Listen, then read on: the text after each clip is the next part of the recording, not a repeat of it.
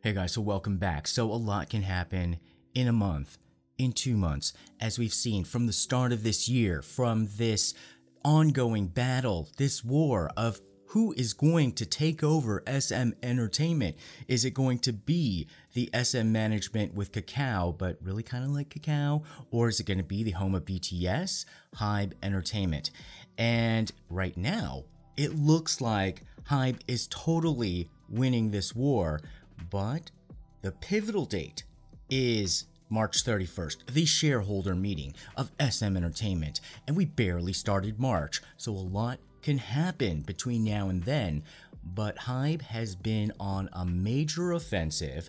Throughout the month of February, they were a little bit more tight-lipped.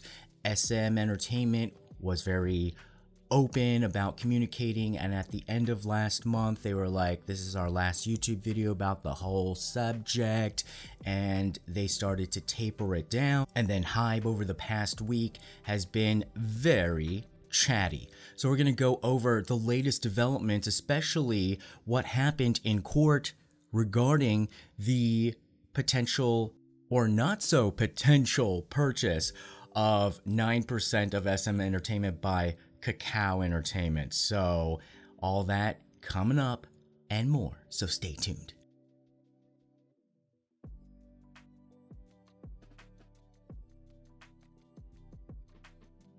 Alright, so let's just start with what happened at the end of the week here in Korea on March 3rd. The court decided to side with Hybe and mainly Isuman. Remember, Isuman sued his own company. He sued SM Entertainment saying like, look, what y'all decided to try to bring in Kakao and to sell them shares at a good price to get their ownership stake up to 9% was totally illegal because you didn't get my approval as the main shareholder. Well, the court decided to agree with Isuman, and so they agreed with his injunction, which basically means the law will now say that they are blocked. SM Entertainment is blocked from making these share sales and the convertible bond sales to Kakao Entertainment. So it looks like if Kakao really wants to get its hands on 9% or even more than 9%, it's really just going to have to go to the open stock market or make a tender offer to shareholders, just basically shop for shares like the rest of us. And that really puts a dent in SM management side, because that was supposed to be their big whale, their big power to help them achieve their coup d'etat against the founder and the, uncle-in-law of one of the co-CEOs.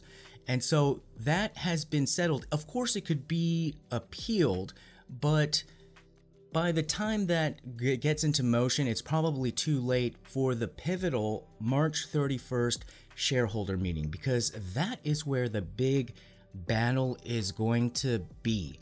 Is it going to be a situation where shareholders, including the everyday shareholders who get to vote, whether to agree with SM management's proposal, which basically means like, please vote for the people who we want on the board of directors, or are people going to side with Hybe and say and go with whoever Hybe says, please vote for whoever we want on the board of directors and some of the proposals. But before that, I wanted to share a statement that Isuman made, a very lengthy statement. It looked like he had probably a little bit of help drafting it. So the difference that I've seen from Hybe and Isuman's side is that they're playing this PR game at a higher level and a little bit more of a savvy level, and they're playing this game at more of a master level, whereas I do very much respect how bold and how initially aggressive and actually open SM was. If the SM guys, those two guys, the co-CEOs and the management, weren't so open and putting stuff out on YouTube, I don't think we would have gotten all of this information recently from Hybe. So this has been great for all of us to really hear what the management of the two different companies want to do with SM, and also how they feel about how they are going to be the caretakers of the K-pop industry moving forward. I think somebody even on Twitter said, like, I didn't know this was the year of the debut of the K-pop CEOs, but it was sort of like that, where, you know, they're coming out now and saying, and I think it's great because they do have a responsibility to communicate with the public, whom the public loves, you know, so much, you know, the artists, and supports their companies, to really, in a way, this conflict really forces them to express very clearly, as much as they can, a roadmap on how K-pop is going to be sustainable for the future and how they are going to be taking care of the artists, fans, and shareholders. But Izuman, he was just kind of waxing poetic, saying like, oh, I started as a bushy-haired ballad singer in the 1970s. Yeah, if you didn't know, he was a singer. He started as a singer. And actually some older generation Korean parents would know his songs. Like, he wasn't like a total unknown singer. And, you know, you can look up his songs. You can probably like find, you know, some of his songs on the karaoke book and, you know, sing along to some of his greatest hits. But he said that when he was planning SM in 1989, he was young and it was a startup, and he was just kind of going over through some of the successes. And he did clarify, he says, I'm not passing down SM to my children or relatives because I want to give this company to the best talent, or to the best managers, or to, you know, to the best person or group of people who can manage K-pop. And, you know, often that, you know, you can't predict how your kids would be. And he said that the past 2 years have been a time to find the best that most suits SM. He said that he had told the staff at SM to prepare for SM Entertainment without Isuman, because he already had decided to step down. And he had already been entertaining offers from Hybe and Kakao and different investment funds and large corporations like CJ, and even global overseas companies. But I think Grandpa is a little bit rewriting history a tad, because remember how the SM management back in January were saying, like, look, it looks like he does not want to leave. He said he was going to leave, but now he's creating all of these new mechanisms to stay and to cement his power again, and yelling at us again, and trying to get us to convince the rest of the staff to go along with his harebrained schemes. And a lot of the reasons why those proposals did not go through, when he was saying over the past 2 years I've been trying to figure out ways to transition, is because these companies looked at the deals and said, like, well, dude, you're not really leaving, and you have too much control, so why would we want to, you know, put all our money there? Anyhow, this is his chance to, you know, bring out his poetry. And he said, the best I found was Hybe, even though they were a competitor.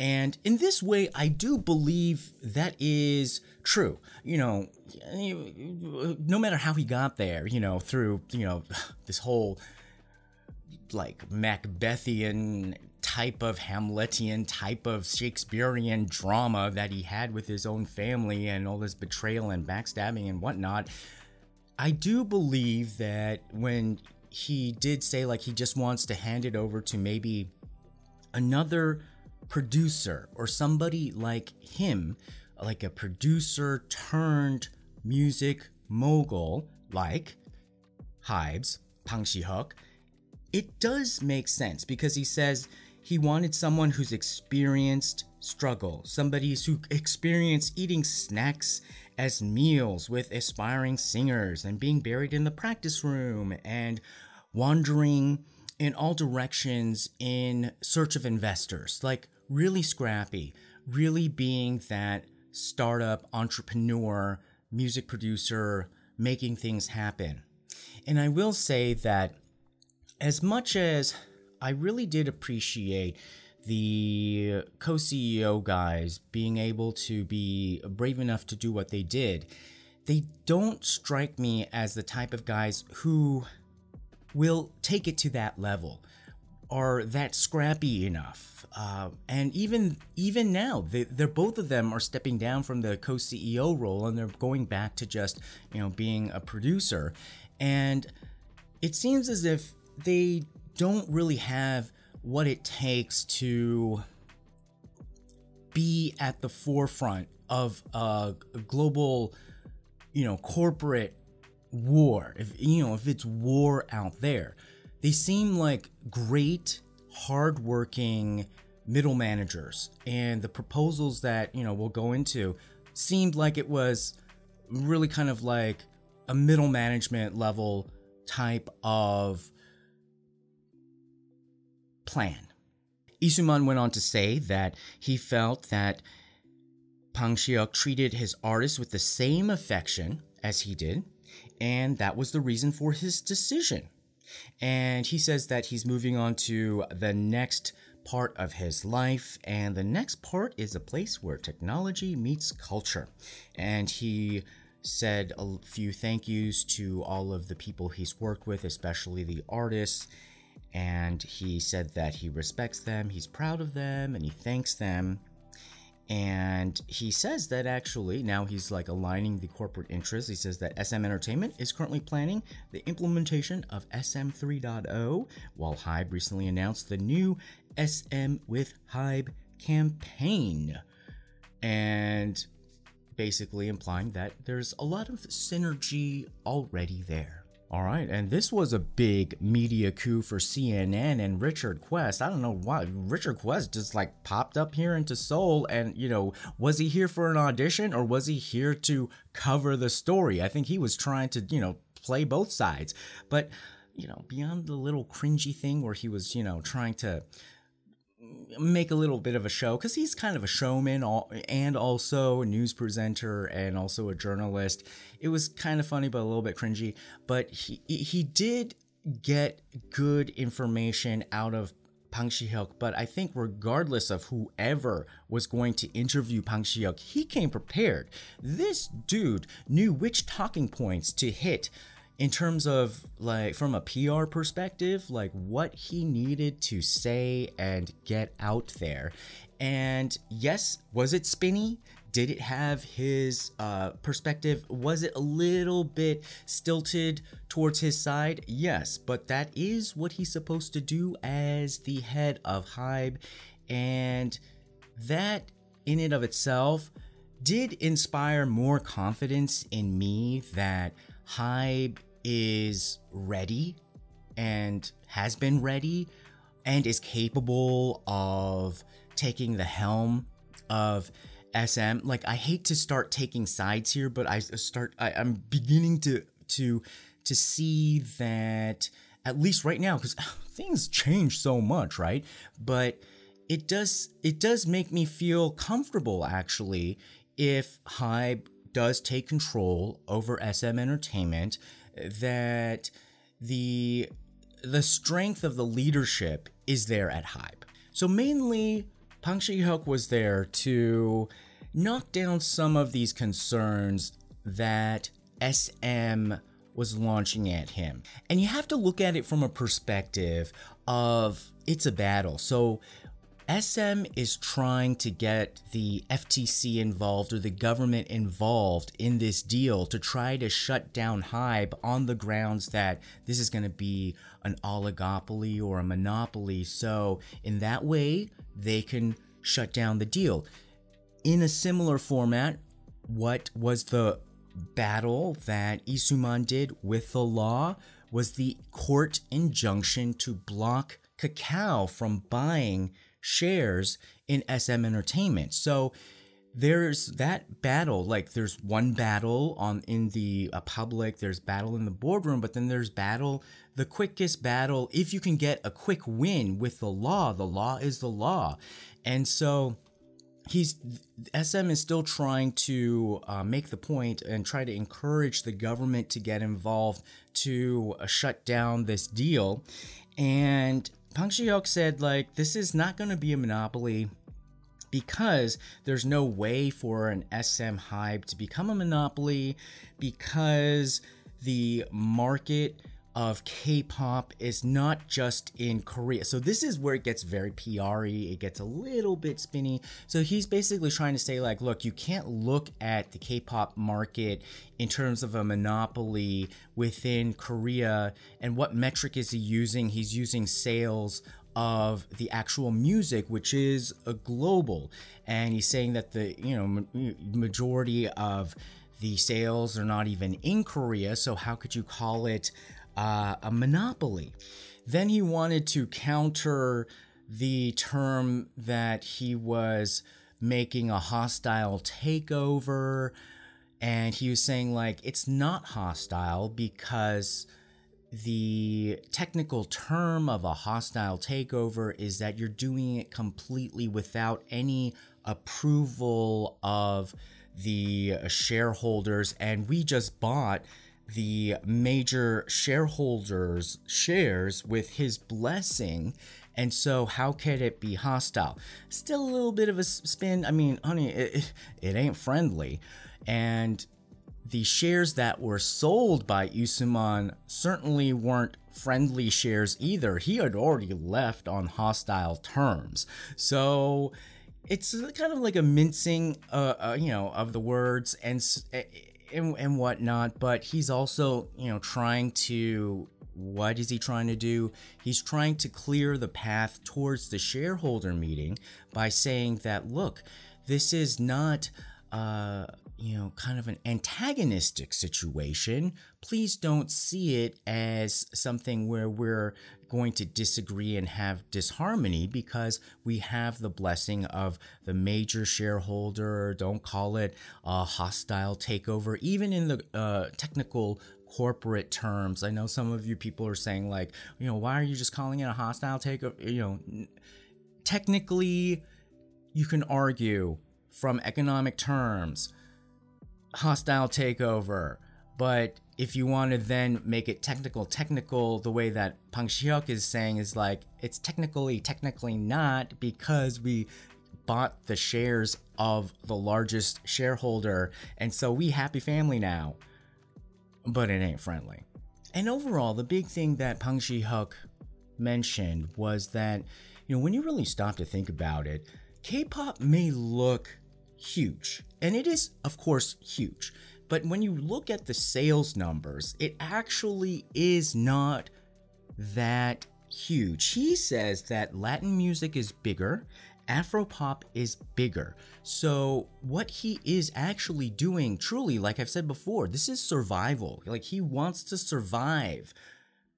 Of course they want to thrive as well, but it did feel from the beginning to me like what Hybe was doing was more from a situation like to try to set themselves up to survive first among the big whales, and then ensure that they could stick around, because K-pop, yes, has grown and has been really popular around the world, but when you look at the actual sales figures, it's in the single digits of the world music market. So, joining with SM Entertainment would really create some stability for one of the market leaders. And then when you really look at Hybe, yes, they did break records last year in terms of their revenue and their profitability, but half of that came from BTS.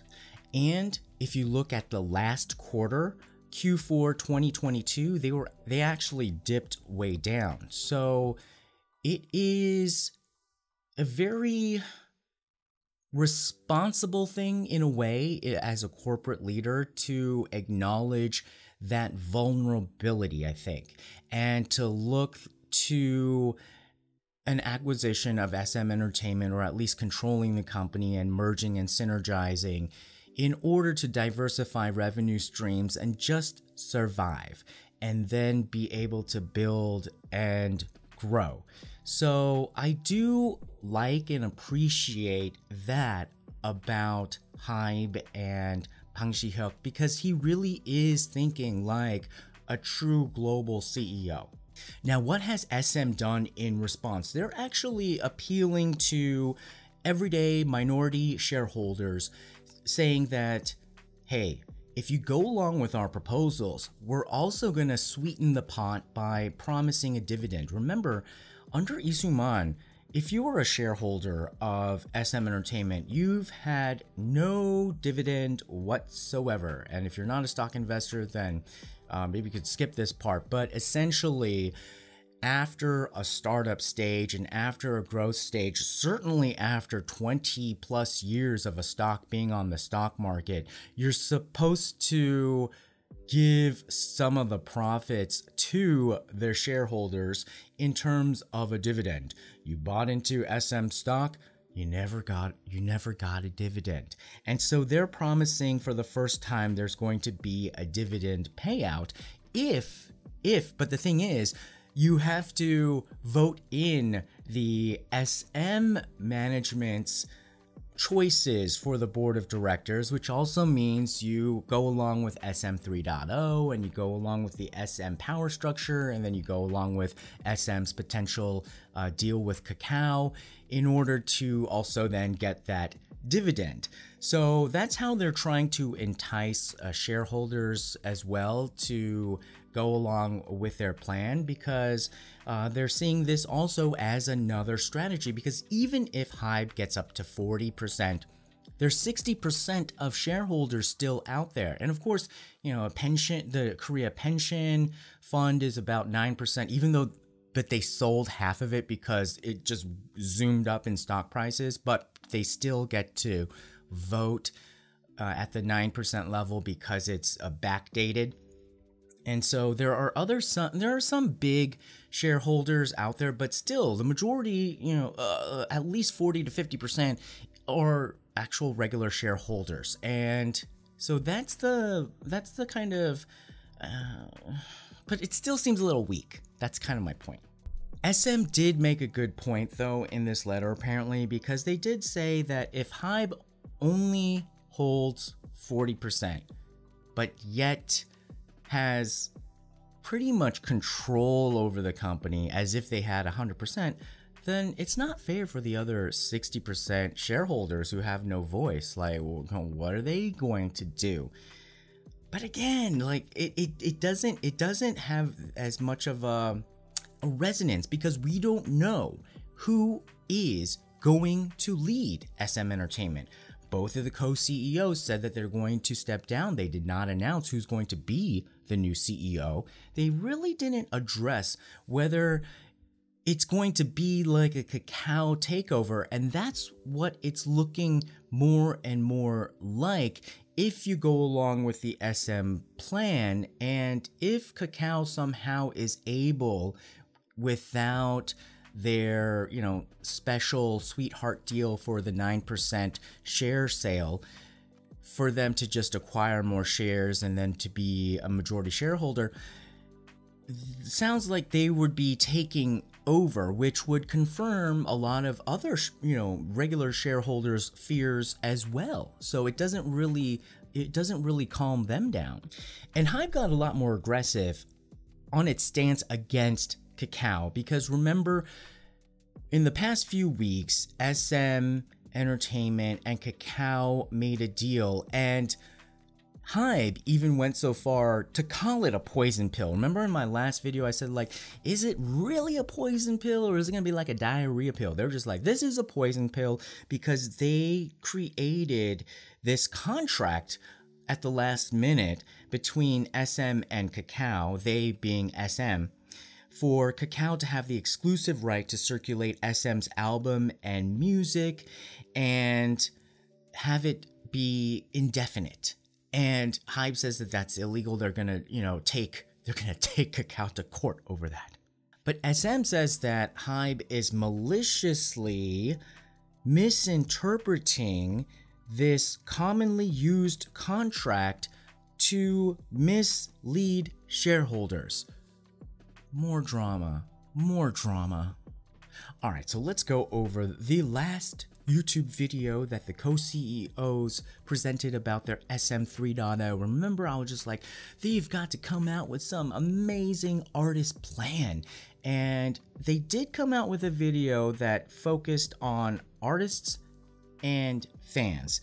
They called it SM's promise to artists and fans, and they said that, okay, we shared our blueprint for SM 3.0 over the past 3 weeks of the multi-label system, the IP monetization, and our global expansion plans, and then they just wanted to focus on how they were going to take care of their artists moving forward. Now, this was so underwhelming, and again, this kind of solidified now in my head that those two guys are middle managers, which is fine because it seems as if that's sort of like where the age that they're at and where they're at, and the proposals that came out just seems like what you would get at a regular company meeting about how are we going to make some improvements. But it wasn't earth-shattering, and at the core of it, it really felt like stuff they should have done already. And if not, then it just seems like common sense that it should move forward in this direction. But quickly, SM said that they were going to do more protection for its artists against online trolls and haters. They're going to set up this online system to register and report. They're going to use AI analysis to identify malicious hate attacks. They're going to limit hate accounts on their platforms, and they're going to go for tougher punishments of trolls and people who spread rumors against their artists instead of just a slap on the wrist. They're, maybe even going to go after the full extent of the law, which sometimes could lead to jail. Shouldn't they have been doing that already? Second, they said that they're going to clean up shop under the multi-label system to organize things so that things are less disorganized, so that they will have the announcements of the plans of what the artists are going to do in advance so that there's not going to be a lot of cancellations. They're going to balance and evenly distribute the activities among their roster of artists so that, everybody gets to do something. And they're going to stop messing around with NCT, like there's been all this controversy of like, what you doing with this group? Like this group is like breaking off here and there. You're adding people, removing people. Kind of, it's kind of like showing us your laundry, like, it's something you should be doing already. Next, they said that they're going to ensure greater safety of their artists at the airport, hotel, event, and concert venue sites, and that they're going to actually respond on site instead of kind of like, ignoring it or just trying to... What do you mean? You haven't been responding on site? So they said they're going to look at traffic flow and planning and beef up coordination with security. Again, shouldn't you have been doing that already? Then they're also going to create this fancy artist care center to take care of the well-being of their artists, including customized counseling for stress management and mental health, physical strength conditioning and sleep management, and self-development through like vocal, dance, and foreign language training. Sounds great. And then other significant changes, they're going to go after this ridiculous $5 extra fee that basically like one of Isuman's subsidiaries has been tacking on. Yes, that's not... But again, I mean, it seems like small potatoes. It seems like something that is just like a progress report for mid-level management to kind of like improve the company. I mean, it's not like this earth-shattering thing that should be like, to kind of change the course of the company. And then they're also saying that they're going to get rid of premium tickets and premium MDs, kind of like this, like scalping, like the ticket prices just fluctuating due to secondary market or people selling tickets illegally, and really trying to make sure that the fans who want to see the show get it at the original ticket price and a fair price, which all is good. But again, it just kind of shows like, well, yes, this is housekeeping that you should be doing. And yes, you can say that none of this really was happening because of Isuman. You couldn't do it because of Isuman before, but it lacked that oomph of like, you're gonna do all of that, and then what? And then what? Then what is going to be the big thing that is going to push you over the edge in terms of managing this, this this new future for SM versus Hybe managing it. It didn't really impress me. Now, Hybe also made a YouTube presentation. Yeah, this has been the YouTube wars. A Hybe presentation to YouTube shareholders in advance of the upcoming shareholder meeting by one of their candidates for the board. It was sober, it was serious, it was full of details, it was a little boring, so I just want to kind of go through it, but I do feel like it felt more reassuring in terms of management, of who would you trust for the future of SM and K-pop in general. And again, of course, it was geared towards the shareholder meeting. So what they're trying to do is convince people who are the investors that they are the ones to trust to manage SM, and it was less about the whole production. So they were saying that we needed to respond to some of SM's accusations, and they said that the previous governance structure at SM had two major problems that Hybe actually resolved through its purchase of Isuman shares. First, they said that, you know, all of the 6% that was leaking to Isuman's entities, they said that they stopped that because they also bought Isuman shares in those entities, and that those entities that they bought, they would transfer back to SM Entertainment for a good price in the future. So in that way, you know, whether you can trust, you know, whether it's going to be a fair price or whatnot, but it seems like they had a plan and they stopped the bleeding, you know, they stopped the bleeding. Whether they're going to charge you, you know, a lot of money for that hospital bill, don't know, but at least it seems as if they knew what they were doing in that situation.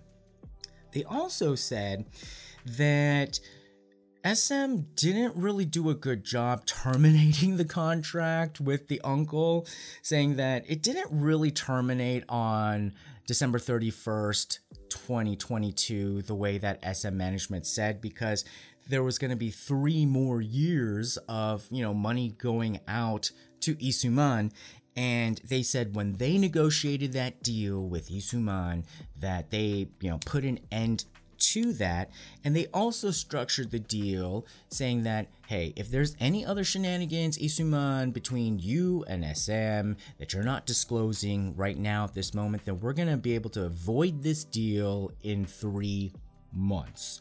And so they're like, hey, we got it covered, you can trust that this deal is solid. However, SM did say in SM's defense, SM did say that, yeah, you can say that all you want, but whatever deals my uncle made with other companies, how you gonna check that, boo? You better check that too. Now, Hybe then went a little bit below the belt, but below the belt a little bit geared towards the older, intellectual Korean audience. They literally called SM's deal with Kakao like a betrayal on the level of when the last emperor of Korea was forced to sign a treaty with Japan that gave up sovereignty of the nation. You know, where you basically lose your country, and then, you know, when Korea became an imperial vessel of Japan, he called that deal on par with the Ulsa Treaty, which is the Korean name of the Japan-Korea Treaty of 1905. Oh yeah, because he was saying that basically SM Entertainment does have leverage. They sell 15 million albums a year, but SM gave Kakao permanent and exclusive distribution rights to Kakao.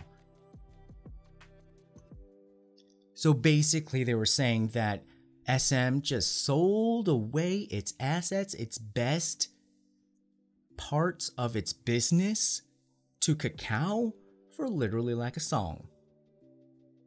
Now, SM 3.0, he gave shade about that. He said basically saying like, we've been doing that already. we've been successful at it. They're just starting to present it. We've already been doing it.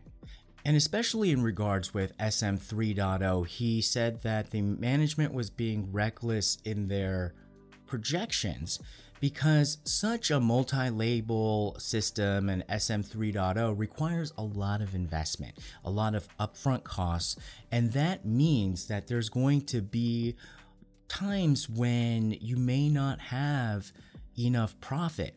And he says that that is kind of a reckless way to go, and it's going to create confusion for shareholders because they're saying, Hybe is saying that SM is promising way too much. They're saying that SM is promising like this stock is going to triple to 300,000 won per share if you just follow us. And they're saying that's not realistic. Y'all are not a manufacturing company. This is not a path. But then he's saying like, but if you follow us, we're still going to get you there. There as in like economic growth. He didn't really say exactly to what share price or how much. But he says like, we're going to get you there anyway. And we'll have a much more of a stable and kind of safe way to get there. Then, where he starts to get really boring, but this is the most important part, is that he really went after the board of directors structure. So again, this was designed to talk to people who are going to really affect the shareholder meeting. And he's saying that the SM board structure, it's way too big and it looks like it's basically selling out to Kakao, like giving a lot of seats to Kakao, giving a lot of seats to Align, the activist investor fund, and that it's too big and there's no accountability. And he even called them out by name. Not that this really even means anything to most of you, but he said, I don't like the Align Partners CEO, I don't like the SM CFO, and I don't like this advisory director and attorney. And yes, he gave the specific names. And so he's saying that Hybe instead wants a transparent and balanced board. Now, of course, SM Entertainment should go through their statements with the fine-tooth comb and check and verify. But according to Hybe, they're saying that we're going to be transparent and balanced as a board, especially because there are 29 SM subsidiaries and they need consolidation. It needs simplicity. It needs a consolidated reporting line. So again, he is positing this as like a responsible corporate manager. So in that way, it does instill a little bit more confidence in me. So what Hybe proposed was a compliance officer system. CEO and chairman should be separate on the board. 2/3 of the board should be outside members, and the subcommittees should not be dominated by the insiders. So in a way, he's saying that too much of internal SM people should not be running the company from the board level. Of course, and he says that that will make it more transparent and fair. Of course, what does that mean on the flip side? That means it opens up more opportunity for Hybe people to be the outside people, to be, fair, the fair ones and the ones that are overseeing. So you can kind of see how this is also a little bit of PR spin from Hybe's side. But overall, this does show to me that both sides have been thinking about this extensively. And I do think after all of this has been going on for the past 2 months, it seems as if Hybe has been thinking of this a bit on a higher level and that they can execute a bit on a more global level and on a level where they can survive against bigger sharks out there. And if anything in Korea and probably around the world, people will gravitate towards a strong leader. Whether that leader is good or evil, if the alternative is a manager with good intentions. everybody loves a manager with good intentions. You want to work for a manager with good intentions. You want to be friends with a manager with good intentions.